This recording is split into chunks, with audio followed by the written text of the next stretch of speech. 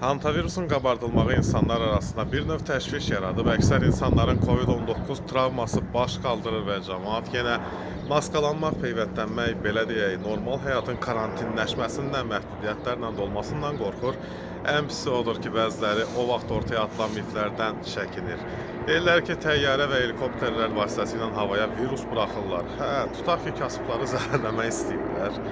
Axı Bakı küləklər şəhəridir. Göyə buraxılan virusu qara yel varlıların da həyatına sala bilər. Bəsdirin, Ümumdünya Səyyar Təşkilatı da açıqlayıb ki, Azərbaycan hantavirusun yayılma zonasında deyil, rahat olun.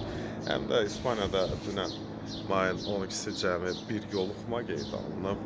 Hələ İspaniyadan bura gəlməyi, o virusun, yəni o virus yılan balığı deyil ki, Kür çayında da ola məsələdə. Aralıq dənizində də ola və yaxud Atlantik okeanında da ola. Rahat olun. Hələ ki, elə söhbətlər ortalıqda yoxdur, gündəm deyil, aktual deyil. Müəyyən münaqişələrin lap o tərəfdən fikirlərsək, həlli qaranlıq və sual altında qalır. Ondan sonra o bir oyunlara vaxt ayıra bilərlər.